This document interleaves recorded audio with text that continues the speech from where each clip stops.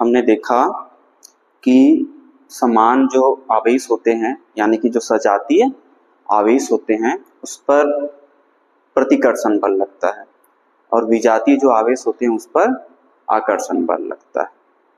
इसी से संबंधित एक नियम दिया है कूलाम ने। किसने?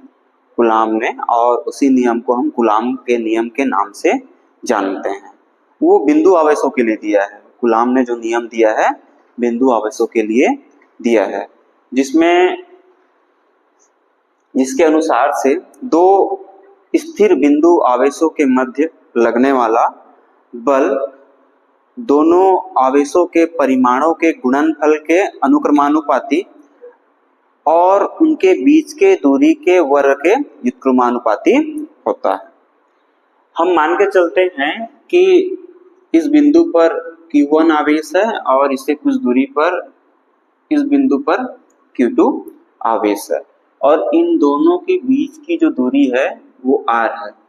तो जो कूलाम है वो यह बोलता है कि जो इन दोनों आवेशों के मध्य लगने वाला जो बल होगा, चाहे ये सजातीय हो चाहे ये विजातीय हो, इन दोनों आवेशों के परिमाण के गुणनफल के अनुक्रमानुपाती।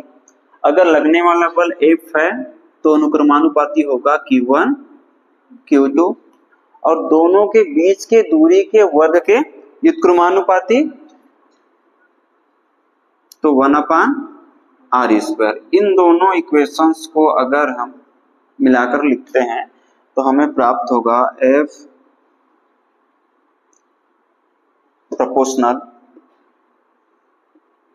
Q1 Q2/r²। ये इक्वेशन हमें प्राप्त होगा। या इसे हम लिख सकते हैं F = K Q1 Q2/r²। K का जो मान होता है वायु या निर्वात के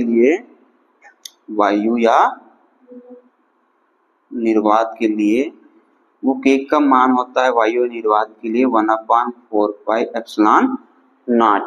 ये जो ε0 है ये वायु या निर्वात की विद्युतशीलता है, ठीक है। और माध्यम के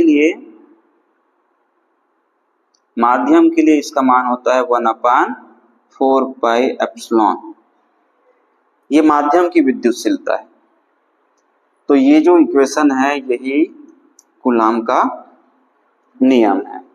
इसके कुछ सीमाएं हैं, जिसमें पहला जो सीमा है यानी कि जिस पर लागू होता है वो सिर्फ बिंदु आवेशों के लिए सत्य है। ये जो नियम है कि कितना बल लगता है दो आवेशों के मध्य,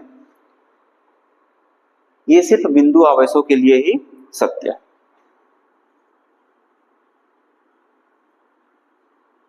बिंदु आवेश यानी कि ये जो दूरी है R उसके अपेक्षा बहुत छोटा ये Q1 और Q2। इसका मतलब यही है कि बिंदु आवेशों के लिए ही सत्य है। दूसरा, ये सिर्फ स्थिर आवेशों के लिए सत्य है। किसके लिए? स्थिर बिंदु आवेश के लिए। स्थिर बिंदु आवेश के लिए, बिंदु आवेश के लिए सत्य है और स्थिर बिंदु आवेश के लिए सत्य है। गतिशील आवेश के लिए सत्य नहीं है। अगर कोई आवेश गति अवस्था में है तो ये फॉलो नहीं होगा, ठीक है। तीसरा,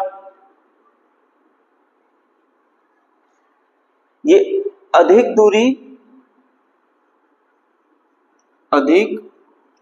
दूरी और 10⁻⁻15 मीटर से कम दूरी के लिए सत्य नहीं है।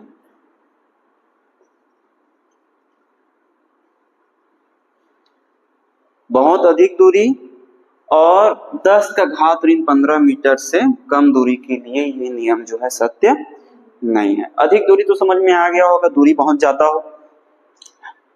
कम दूरी 10⁻15 मीटर से कम दूरी, तो परमाणु हमने पढ़ा है परमाणु का जो साइज होता है वो 10 का घात ऋण 10 मीटर होता है, और जो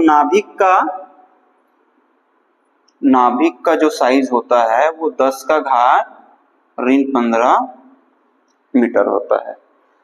यानी कि परमाणु कुछ इस तरह से, परमाणु अगर इतना बड़ा है तो नाभिक का आकार कुछ इस तरह से होगा, नाभिक का आकार कुछ इस तरह से होगा। और नाभिक में ये उसके इलेक्ट्रॉनिक विन्यास के लिए उनके सेल्स हो जाएंगे, कक्षाएं हो जाएंगे। नाभिक में ये अगर नाभिक है तो नाभिक में होता है प्रोटॉन, क्या होते हैं? प्रोटॉन। और प्रोटॉन होते हैं धनावेश, प्रोटॉन क्या होते हैं? धनावेश होते हैं। और साइज देखिए नाभिक का साइज कितना है? 10 का घात ऋण 15 मीटर, मतलब बिंदु से भी कम, उससे भी छोटा आकार का है वो नाभिक का जो आकार है। और उसके अंदर है प्रोटॉन जिसकी संख्या इलेक्ट्रॉन के बराबर होगा, और उतने प्रोटॉन उतने से कम जगह में स्थित हैं। तो सीधी सी बात है, वहां प्रतिकर्षण बल लगना चाहिए, और प्रतिकर्षण बल लगेगा तो वो नाभिक के अंदर रहेगा नहीं, लेकिन नाभिक के अंदर रहता है। तो वहां एक और बल कार्य करता है, वो नाभिकीय बल कार्य करता है। यहाँ क्या कार्य करता है? नाभिकीय बल कार्य करता है। तो इसी बल के प्रधानता के कारण या अधिकता के कारण